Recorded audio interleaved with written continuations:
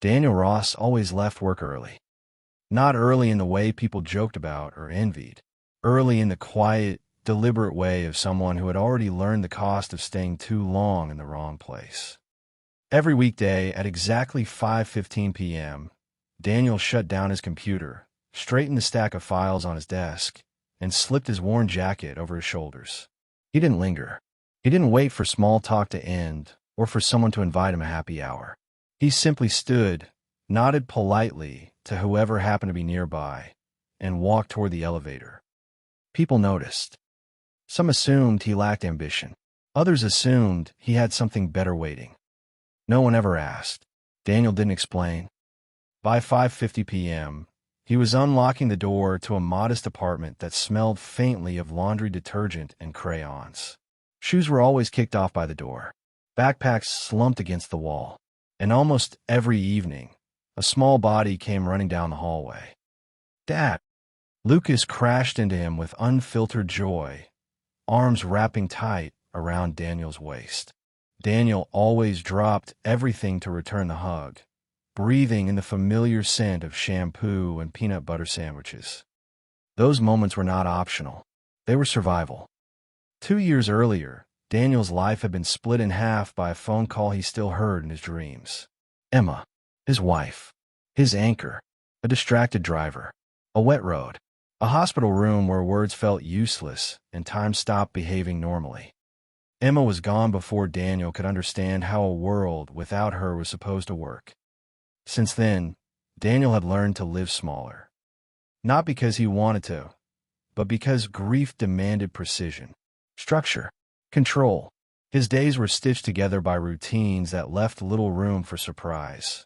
School drop-offs, carefully packed lunches, homework at the kitchen table, bedtime stories read in the same order every night. He avoided bars, avoided invitations, avoided conversations that wandered too close to questions he didn't have answers for.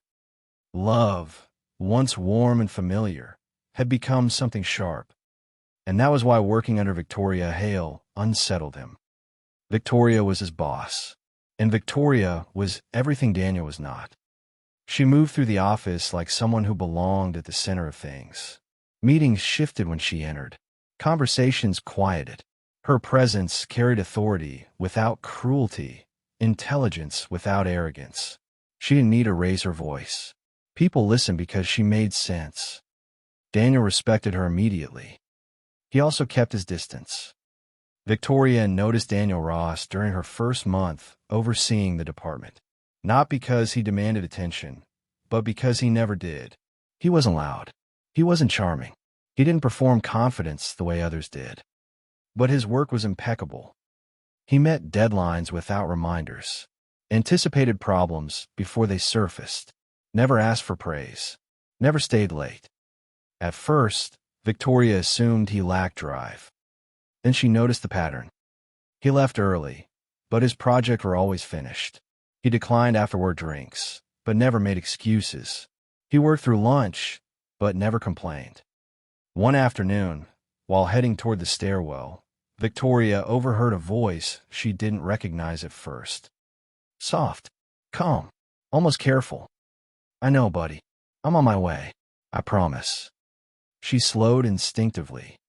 Daniel stood near the stairwell, phone pressed to his ear, shoulders slightly hunched as if shielding the conversation from the world. "No, I didn't forget," he said gently. "I'd never forget you." There was a pause. Victoria didn't move. "Hey," Daniel added quietly, "tell me about your day." Something in her chest tightened. When Daniel noticed her presence, his posture changed instantly. The softness vanished. He ended the call quickly. "Sorry," he said, professionalism snapping back into place. "No need," Victoria replied, though she wasn't sure why her voice sounded different. From that moment on, Daniel stopped being invisible to her. She noticed the exhaustion he carried beneath his restraint, the faint shadows beneath his eyes, the way his desk was almost aggressively bare. No photos, no personal items, no sign of a life beyond spreadsheets and reports. Except once. A child's drawing slipped from his notebook when he stood up too quickly. Stick figures. A son. The word dad written crookedly at the bottom. Victoria didn't comment, but she didn't forget it either. Later, out of quiet curiosity, she pretended wasn't concerned. She learned from HR that Daniel Ross was a widower. One child. No disciplinary issues. Minimal leave requests. Perfect attendance. The knowledge stayed with her longer than it should have. Victoria Hale was not a woman who lost focus easily. She had built her career by keeping emotions carefully contained. Relationships had always come second to responsibility. Control was safety. Distance was protection. But Daniel unsettled her because he didn't want anything from her. The company celebration was scheduled for a Friday evening. Music, drinks, forced laughter. Daniel planned to skip it, as he always did. But Victoria stopped by his desk just before closing time. "Daniel," she said, hesitating only briefly, "will you be coming tonight?" "I wasn't planning to," he replied honestly. "It's not mandatory," she said quickly. "Just, it would be good if you showed up." It wasn't a command. That made it harder to say no. So Daniel arranged a sitter, changed his shirt, promised himself he wouldn't stay long. The bar was crowded and loud. Daniel stood near the edge, nursing a single drink, counting minutes instead of conversations. Victoria arrived late, already drunk. Her usual composure was cracked just enough to be visible. Her laughter came easier, her movements less precise. She looked tired in a way that had nothing to do with work. When she reached Daniel, her smile faltered, almost surprised. "You actually came," she said, "for a bit." They talked about deadlines, about meaningless things. Victoria drank faster than she should have. Daniel drank slower than everyone else. At some point, her hand brushed his arm. "You know," she said quietly, eyes unfocused, "you're the only man here who doesn't look at me like I'm untouchable." Daniel stiffened. "Victoria," he said gently, "you've had too much." She laughed softly. "I've had just enough." Then she kissed him. Not careful, not controlled, drunk, unsteady, desperate. Daniel pulled back immediately. The noise around them faded. His heart pounded painfully in his chest. He looked at her, really looked. Her confidence was gone. In its place was loneliness. And that's when he asked the question that would change everything. "Victoria," he said quietly, firmly, "if you were sober, would you still do this?" Her smile vanished, and fear took its place. Daniel stepped back from Victoria, his chest tight, pulse hammering. The bar's music suddenly seemed too loud, the laughter too sharp, the air too thick. He hadn't planned for this. He hadn't planned for her lips on his, for the raw vulnerability that flickered in her eyes beneath the alcohol. He hadn't planned for how much he wanted to see her without the haze, without the drink giving her courage he wasn't sure she actually felt. Victoria blinked up at him, a mixture of defiance and confusion on her face.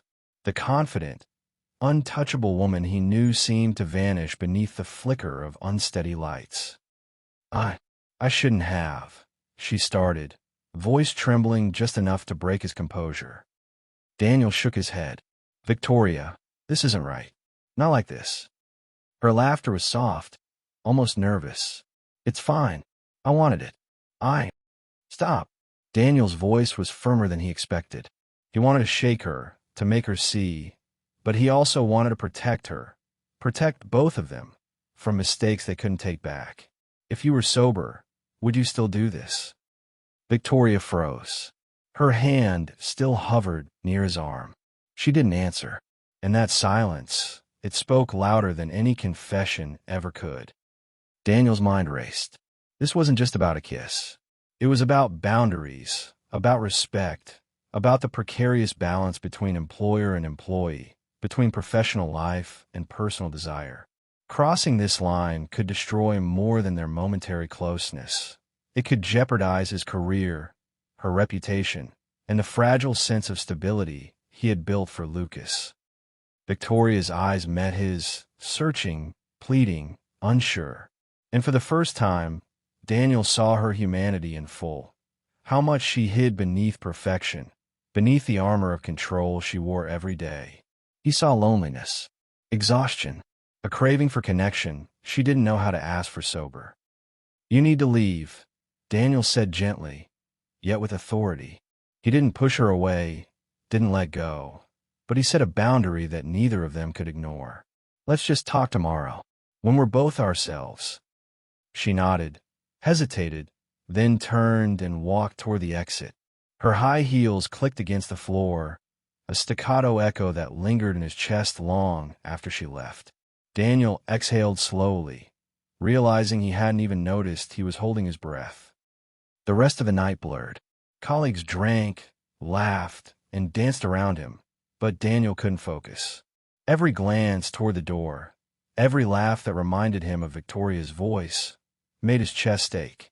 By the time he left, the air outside felt sharp and grounding, almost cruel in its clarity. He wanted to call her, to apologize, to ask her to forget it. But he didn't. He knew better. The next morning was worse.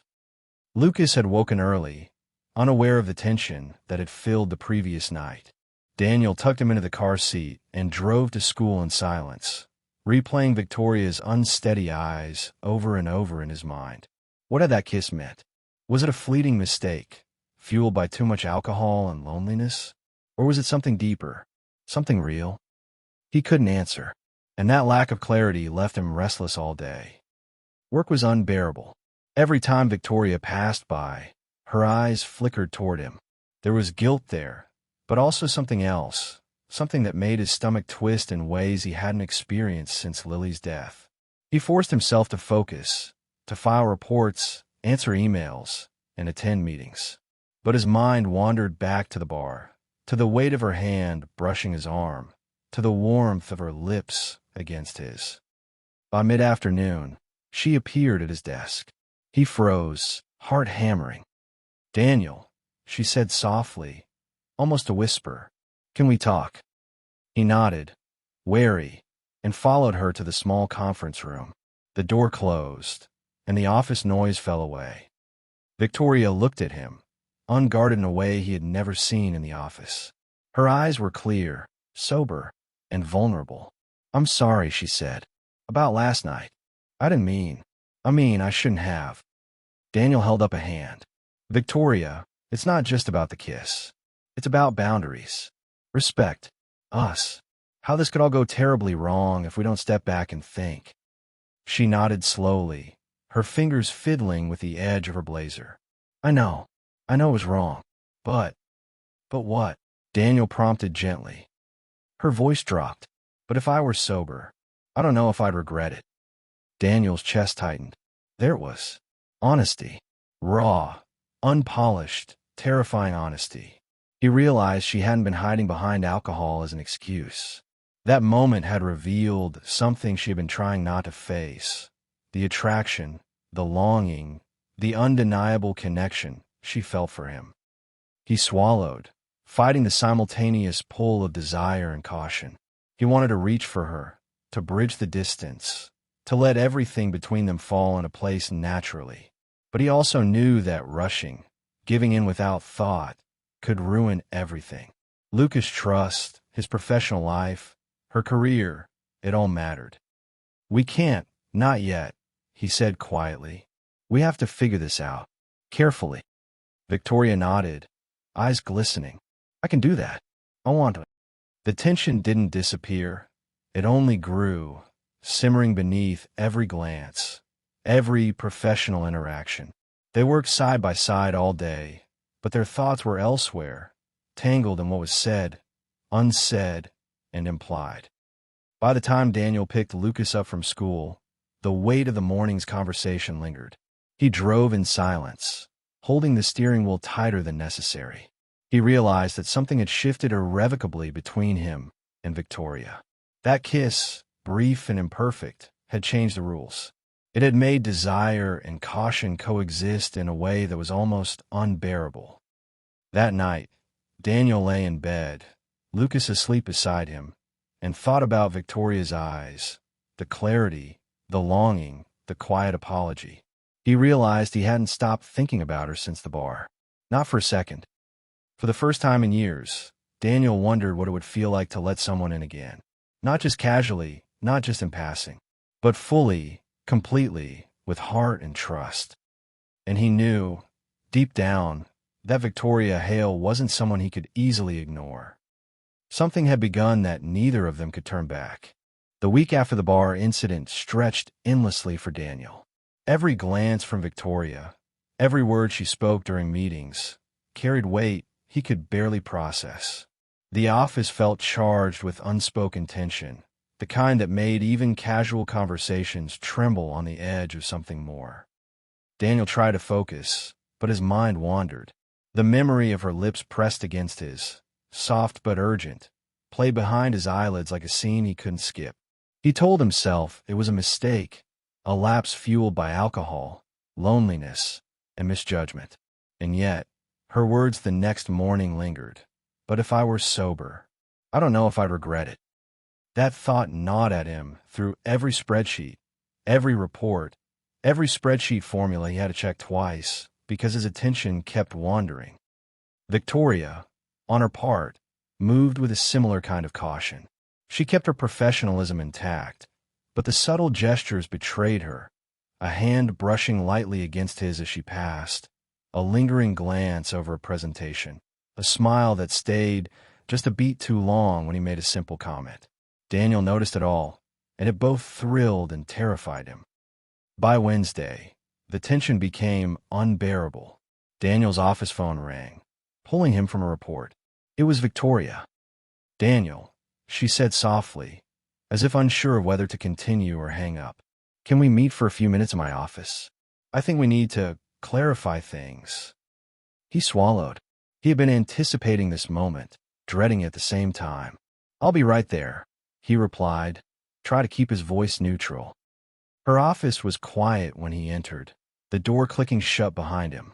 Sunlight spilled across the polished wooden desk, glinting off her papers and the edge of her computer. Victoria sat behind the desk, hands folded, trying to appear composed. Daniel stood near the door, unsure whether to take a seat or remain standing. Victoria finally gestured toward the chair. "Please sit." Daniel lowered himself carefully, aware that everything about this interaction was fragile. "I've been thinking," Victoria began, her voice quieter than usual, almost vulnerable, "about last Friday, about us." Daniel's chest tightened. He wanted to nod, wanted to say everything that had been swirling in his mind since that night. But he forced himself to breathe first, to choose his words carefully. "Victoria," he said, slow and deliberate, "I can't pretend that didn't happen, and I can't pretend it didn't matter." Her eyes widened slightly. "It mattered to you?" she asked, almost in disbelief. "Yes," he admitted, letting the word linger between them. "But it also complicates everything. You're my boss. This is your workplace. And I can't risk Lucas, my life, or your career on a moment of weakness." She nodded, looking down at her hands. "I understand," she said. "I didn't mean for it to get out of control. Daniel, I don't know how to explain it." "You don't have to," he said softly. "I see it. I feel it. You don't need to explain why you're drawn to me." Victoria looked up, her gaze steady now. For the first time in days, there was no hesitation, no drunken uncertainty, just raw, unfiltered honesty. "I am," she admitted. "I'm drawn to you, more than I've let myself admit before. And maybe that's why I acted without thinking that night." Daniel's heart thudded painfully in his chest. He wanted to reach out, to close the distance between them, but he forced himself to remain still. "And if you were sober?" he asked, echoing the question that had lingered since the bar. Her eyes softened. "Then I'd probably still do it," she whispered, almost a confession. "Because it wasn't just the alcohol. It's you, Daniel. I've tried to deny it, tried to ignore it, but I can't." The words hit him like a jolt. Everything he had been holding back, the desire, the fear, the longing, collapsed inward. He wanted to believe this was real. He needed it to be real. He took a step closer, careful, measuring the space between them. Victoria, I can't lie. I feel the same way. Her lips parted slightly in surprise, her usual composure momentarily abandoned. She rose from her chair, closing the distance just a few steps, and the tension in the room became almost unbearable.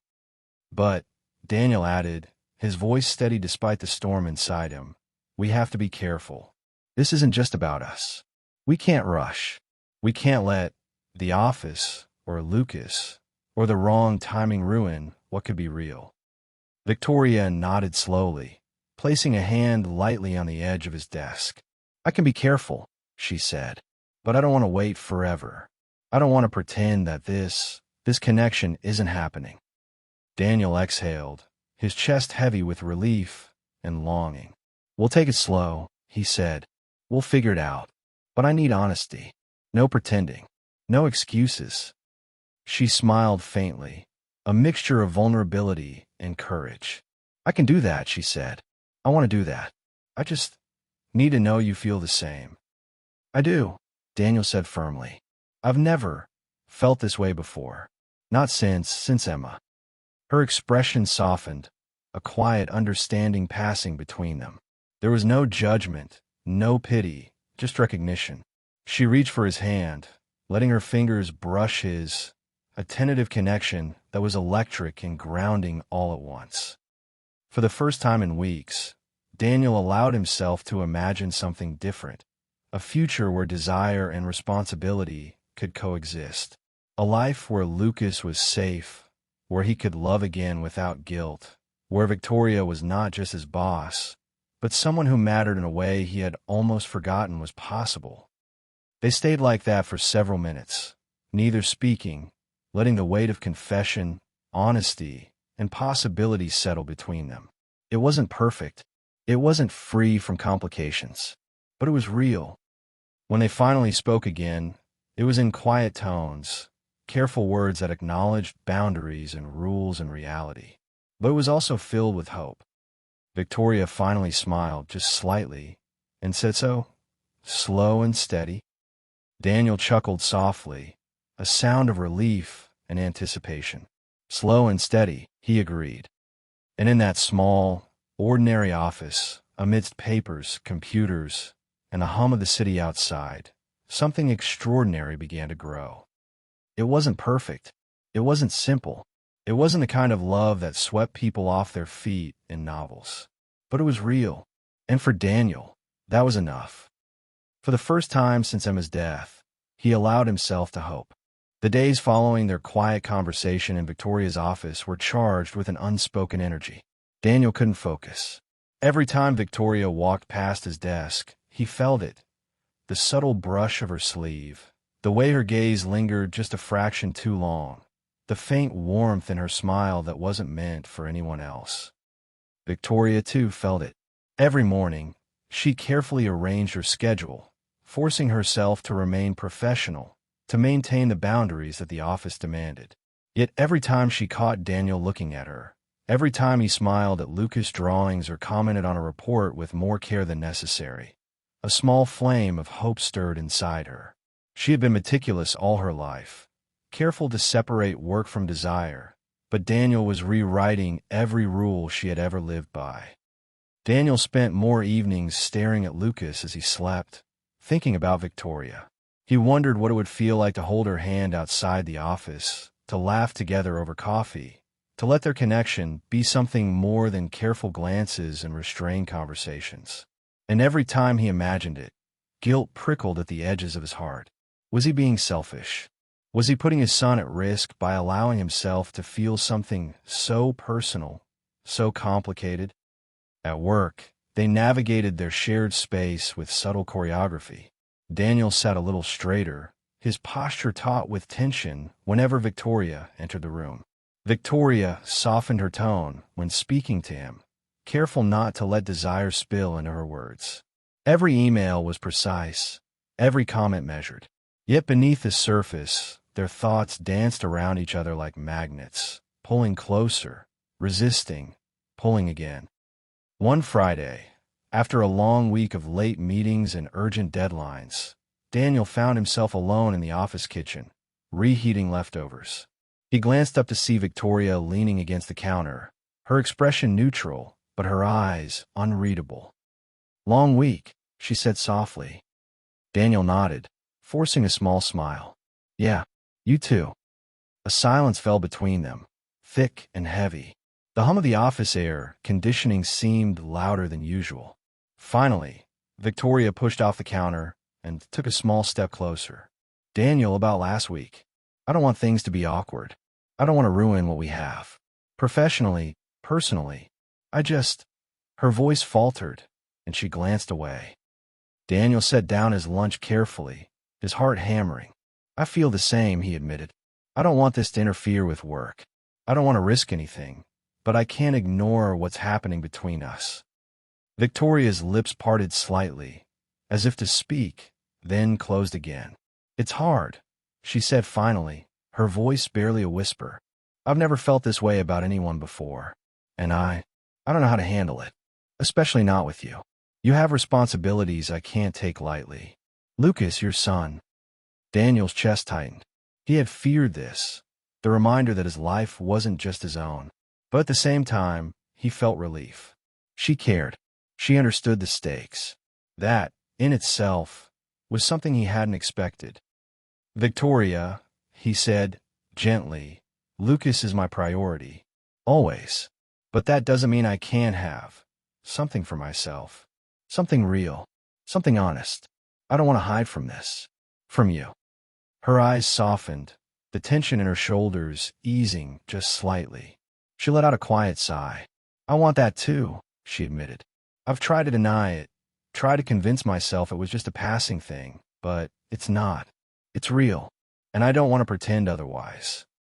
For a moment, they simply stood there, the air between them heavy with emotion and unspoken possibilities. Then Victoria's phone buzzed. She glanced at it, a shadow crossing her face, and Daniel realized that the outside world, the responsibilities, the boundaries, the life waiting beyond these walls, was always present. "We'll figure it out," Daniel said softly, more to himself than to her. Carefully, slowly, but honestly. Victoria nodded, a small smile tugging at her lips. "I think I can do that," she said. "I want to do that." The next few days were a delicate dance. They shared brief moments of closeness, a hand lingering near a stack of papers, a smile that lasted a second longer than necessary, a casual brush of shoulders, but always stopped before it could become more. The tension was almost unbearable, but it built anticipation, a quiet promise that something deeper was possible. Daniel began noticing subtle changes in himself. He found himself looking forward to small interactions, small conversations, small glimpses of Victoria's humor or insight. He realized he wanted more than fleeting glances. He wanted her presence in a way that had nothing to do with office efficiency or professional admiration. Victoria, too, was affected. She found herself leaving her office door slightly ajar when he walked past. She lingered in the break room when he was around. She replayed their quiet conversations in her mind, imagining moments when rules didn't matter and desire could be acknowledged without fear. One evening, Daniel left the office later than usual. The sky darkened to deep indigo, the city lights sparkling through the windows. He thought about Victoria, about her laugh, her honesty, her courage, and realized he hadn't felt hope like this in years. Lucas was safe. His work was intact. And yet, for the first time since Emma's death, he allowed himself to imagine a future where love was possible again. A week later, Victoria invited him for a walk after work. "Just around the block," she said, her tone casual but her eyes betraying something deeper. They walked side by side, careful to maintain space, yet close enough to feel each other's presence. Words were few, but the silence was comfortable, intimate. Daniel realized that even in this tentative, slow-burn stage, he felt alive in a way he hadn't in years. Finally, Victoria stopped near a small park bench, looking out at the city skyline. "Daniel," she began, hesitant, "I need to ask something, and you don't have to answer right away." He turned to her. sensing the gravity in her tone. Anything, he said softly. She took a breath. Do you feel the same way I do? About us? Daniel met her gaze, seeing vulnerability, courage, and longing all at once. He realized that he had been waiting for this question, dreading it, hoping for it, for days. Yes, he admitted quietly. I do. More than I expected. More than I can explain. Her shoulders relaxed, a quiet smile forming. Then, we'll figure this out. Carefully. Honestly. Slowly. Daniel nodded. Slowly, he agreed. But together. And in that moment, walking quietly beside the woman he had been trying to resist, Daniel realized that the hardest step had already been taken. The acknowledgement. The honesty. The first, delicate opening of hearts. Something real was beginning. Something that could grow. And perhaps, just perhaps, it could last. The message arrived late in the afternoon, just as Daniel was packing up to leave the office. Dinner. Somewhere quiet. No work talk. No expectations. Just honesty.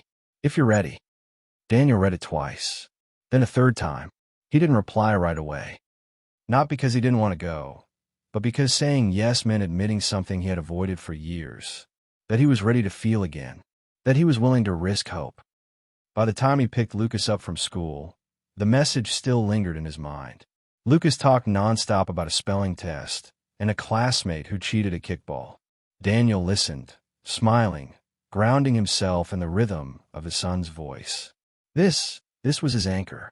Whatever happened tonight had to fit into the life he had already built, not replace it.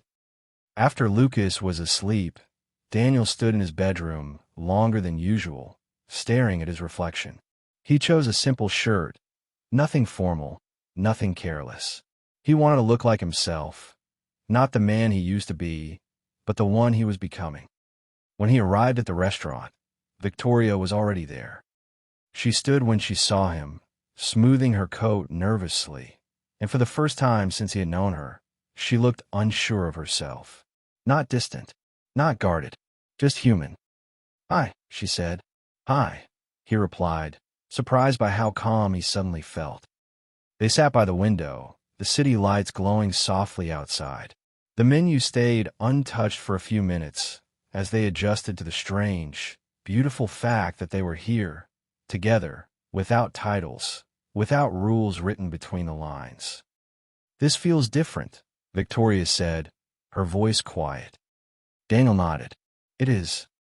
Conversation came easily.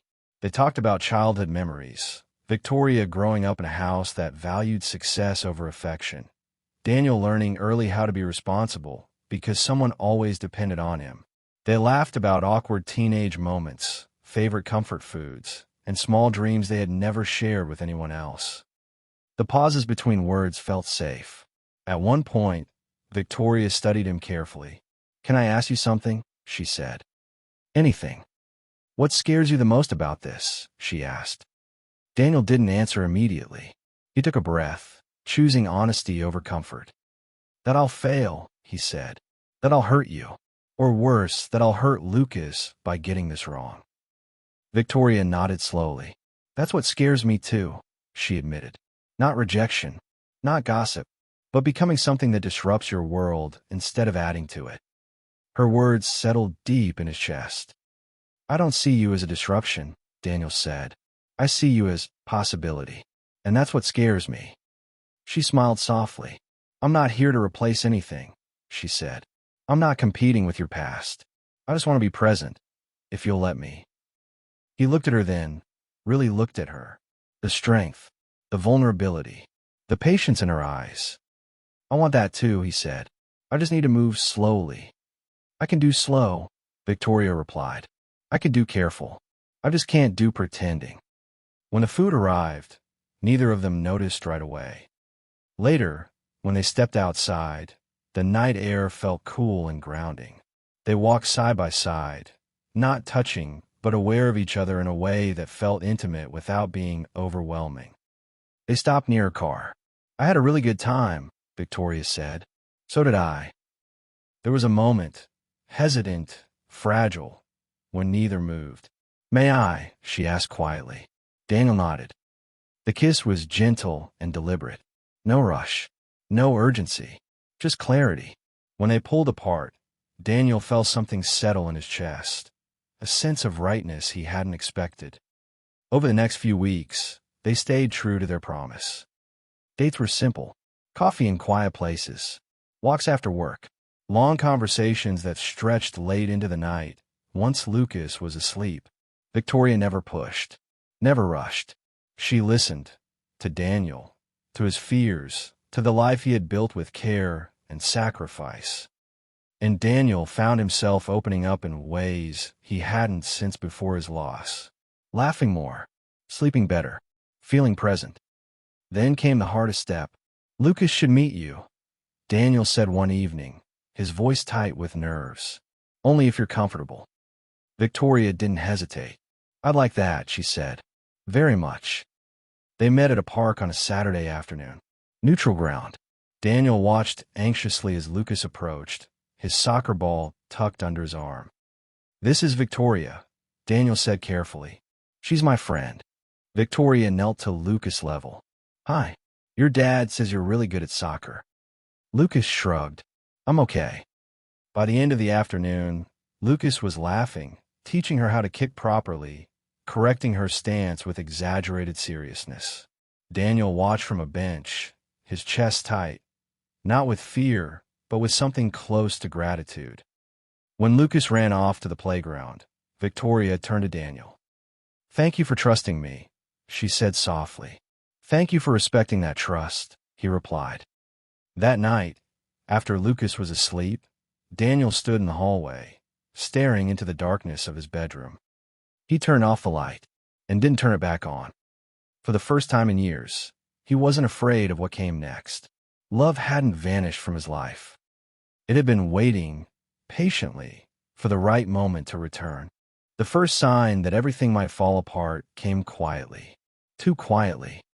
Daniel noticed it in the way conversations stopped when he entered a room, in the way emails grew formal, stripped of warmth, in the way Victoria's door, once occasionally left open, was now firmly closed more often than not.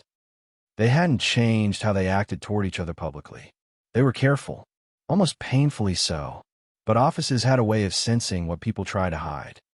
And rumors didn't need proof. They only needed suspicion. Daniel tried to ignore it at first. He focused on Lucas, on work, on the fragile balance he and Victoria had worked so hard to protect. But tension has a way of seeping through cracks, and soon it became impossible to deny. It happened during a Monday morning meeting. A senior board member, Margaret Klein, leaned back in her chair, arms crossed, eyes sharp. "Before we move on," she said, her gaze settling pointedly on Victoria, "I'd like clarification on a few recent staffing decisions." Daniel felt it instantly, the shift in the room. Victoria straightened. "Of course," she said evenly. Margaret continued, specifically regarding Daniel Ross's expanded responsibilities. Some might interpret the timing as convenient. The word hung in the air like smoke. Daniel's chest tightened. He opened his mouth to speak, but Victoria raised a subtle hand. "My decisions are based on performance metrics," she said calmly, "which I'm happy to provide." Margaret smiled thinly. "I'm sure you are." The meeting moved on, but the damage was done. By the end of the day, Daniel's inbox was filled with requests for documentation, performance reviews, time logs, justifications that had never been questioned before. That evening, Victoria called him. "We need to talk," she said. They met not at her apartment, not at his, but at a quiet cafe neither of them had been to before. Neutral ground. Safe ground. "This is my fault," Victoria said the moment they sat down. "I should have anticipated this." Daniel shook his head. "No, it's not about fault. It's about reality." She looked exhausted, not just tired, but worn thin by responsibility and pressure. "The board is watching," she said, "and if they think I crossed a line, they won't stop at speculation." Daniel felt the weight of it settle in his chest. "Were they suggesting?" "Nothing outright," she replied, "but they're circling. And if this becomes official, if they believe we're involved, it could cost me my position." Silence fell between them. "And you," she added quietly. "It could cost you everything you've built." Lucas' face flashed in Daniel's mind. His school, his stability, the fragile normalcy they had carved out together. "What are you saying?" Daniel asked, though he already knew. Victoria swallowed. "We may need to step back, at least publicly, until this blows over." The words hurt more than he expected. "I understand," Daniel said after a moment. And he meant it. He hated the idea, but he understood the stakes. But understanding didn't make it easier. The next few weeks were brutal. They didn't stop seeing each other, but they stopped being together in the ways that mattered. No lingering looks. No shared lunches. No late-night conversations that stretched into something more. Distance became their shield, and their punishment. Daniel felt it most at home. Lucas noticed his silence, his distracted answers, the way his father stared too long out the window. "You sad again?" Lucas asked one night, not unkindly. Daniel knelt in front of him. "Just thinking," he said, "but I'm okay." Lucas studied him, then nodded. "Okay, but if you're not, you can tell me." The words nearly broke him. Victoria struggled too. Alone in her apartment, she replayed every decision, every look, every moment she might have handled differently. She questioned herself in ways she never had before. Was loving him worth risking everything she had built? The answer terrified her, because it was yes. The breaking point came sooner than either expected. An anonymous complaint was filed. No names, no proof, just implication. The board scheduled a formal review. Victoria told Daniel the same night. "I'll take responsibility," she said firmly. "Whatever happens." "No," Daniel said immediately. "This isn't on you alone." "I'm your superior," she replied. "That alone makes it my responsibility." Daniel looked at her, really looked at her, and realized something painfully clear. She was protecting him, protecting Lucas, even if it meant sacrificing herself. "I won't let you do that," he said quietly. "Daniel, I won't," he repeated. "I won't let you stand alone while everyone assumes the worst." The review took place on a Thursday morning. Victoria entered the room composed, professional, unshaken on the surface.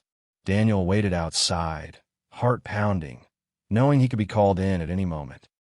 When they did call him, it wasn't with accusations. It was with assumptions. "You understand how this looks," Margaret said coolly. "Yes," Daniel replied. "And I also understand that appearances don't equal truth." He spoke calmly, clearly. He presented evidence, timelines, performance records, decisions made before anything personal existed. He didn't deny their relationship. He contextualized it.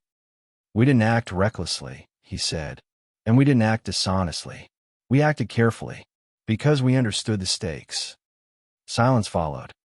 The board dismissed him. Hours passed. When Victoria finally emerged, her expression unreadable, Daniel stood. "Well," he asked. She looked at him for a long moment. Then she smiled. "They're restructuring oversight," she said. "New reporting lines, transparency measures." Daniel held his breath. "And," he pressed. "And," she said, voice trembling slightly, "they acknowledged that neither of us acted unethically." Relief hit him so hard he had to sit down. Later that night, they stood together outside the office building, city lights flickering around them. "It's not over," Victoria said, "but it's survivable." Daniel nodded. "So are we." She reached for his hand. This time, they didn't pull away, because love, they had learned, wasn't a risk. Hiding from it was, and they were done hiding. The first morning after the review felt strangely quiet. Daniel woke before his alarm, the early light spilling through the curtains. For once, the weight in his chest wasn't dread. It wasn't fear. It was something steadier, like relief settling into his bones after a long illness. He lay still for a moment, listening to Lucas breathe in the next room. Everything was still intact.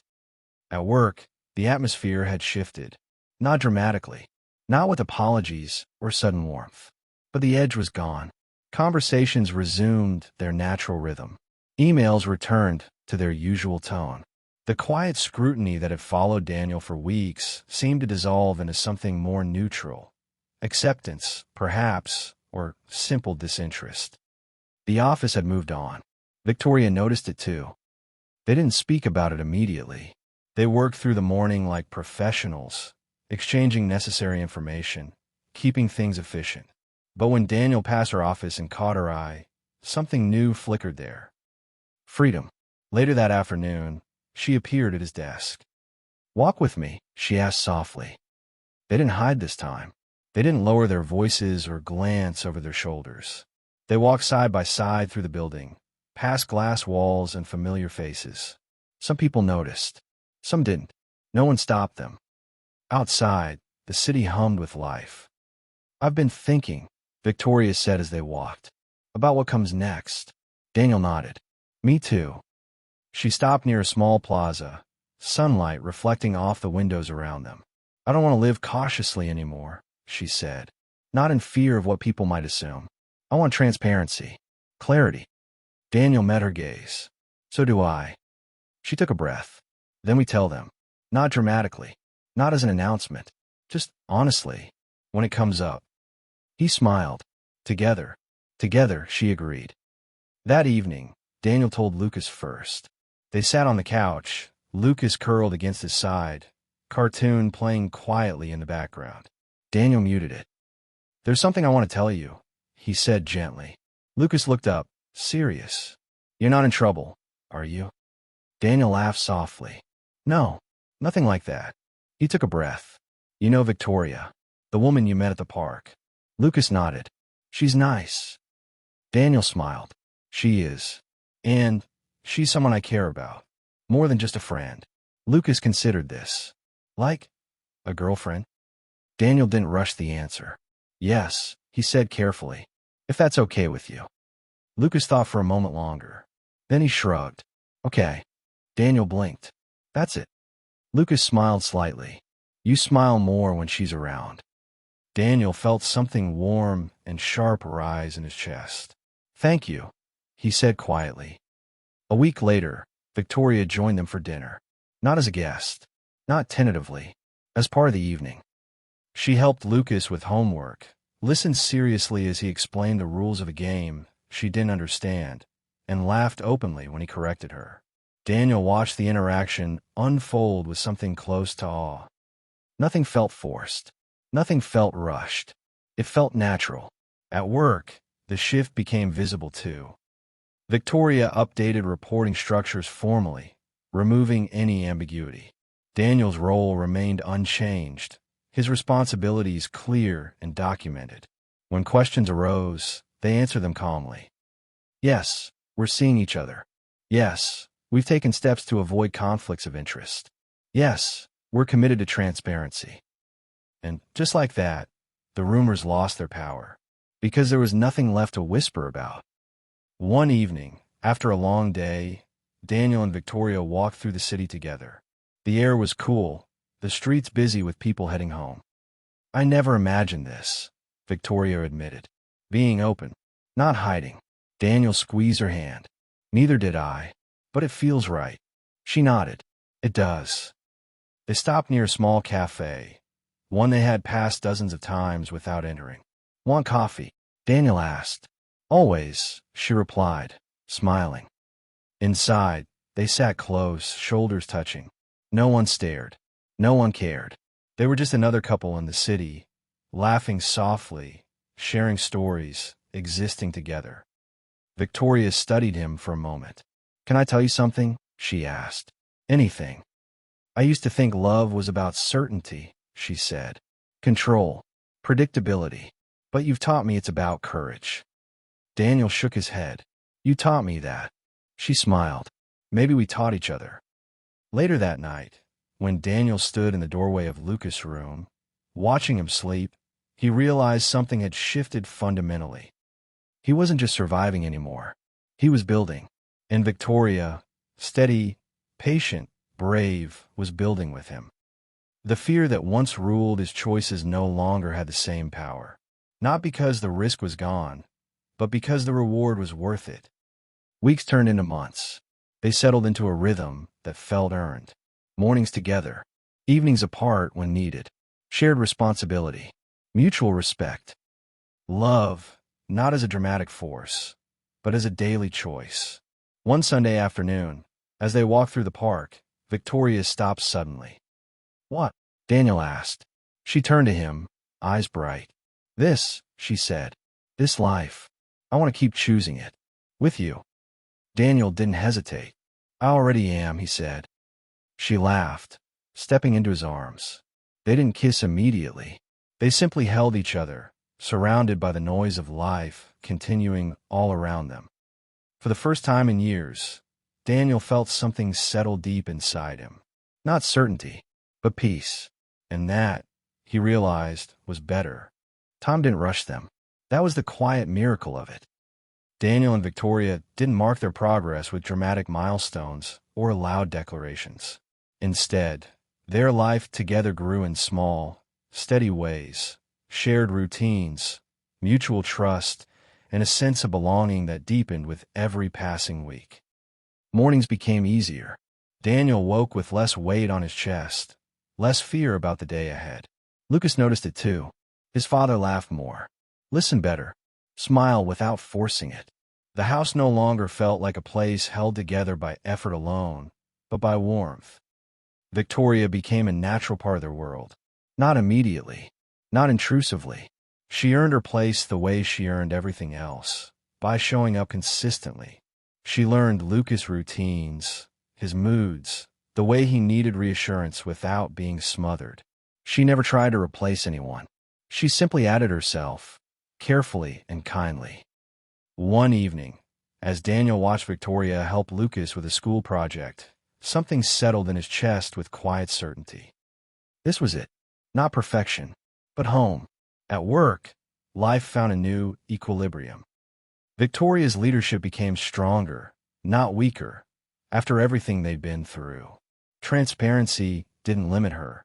It freed her. Decisions were clear. Boundaries were respected. And Daniel's contributions were recognized for what they were, without suspicion or doubt. They were no longer a secret whispered about in hallways. They were simply known. There were difficult days, of course.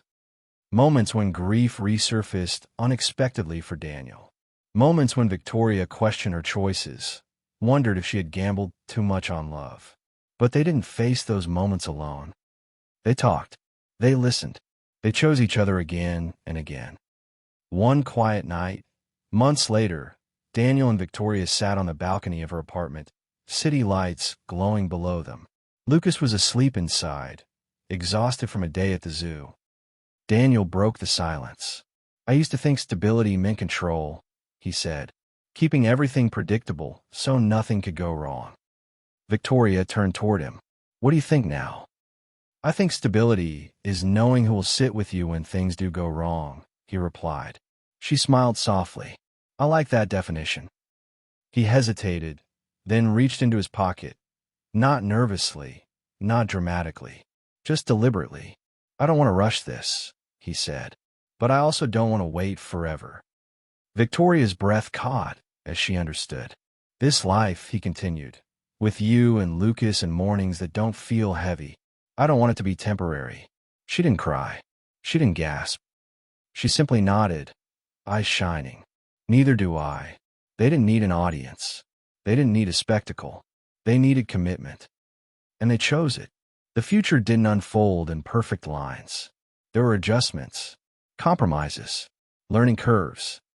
But there was laughter too, and quiet joy, and the kind of love that didn't demand constant reassurance because it was proven daily through action. Years later, Daniel would sometimes think back to the night at the bar, the moment that could have destroyed everything. The kiss that forced a question, the choice to stop and ask, "If you were sober, would you do this?" That question hadn't pushed Victoria away. It had pulled them both towards something honest. And honesty, he learned, was where love truly lived. On a warm summer evening, Daniel stood in the backyard, watching Lucas chase fireflies while Victoria laughed nearby. He realized that happiness didn't arrive with fireworks or certainty. It arrived quietly, when fear no longer made the decisions, when love was chosen with clarity, when the past was honored, but no longer allowed to dictate the future. Daniel took Victoria's hand, and for the first time in his life, he didn't wonder what he might lose. He only felt grateful for what he had built together. If this story touched you, if it reminded you that love doesn't always come at the perfect time, but sometimes at the right time, take a moment to share it with someone who needs hope. Leave a comment with your thoughts, or simply the word together, if you believe real love is built, not rushed. And subscribe for more stories about second chances, quiet courage, and choosing love even when it's risky. Because the best endings aren't perfect. They're honest, and they're worth it.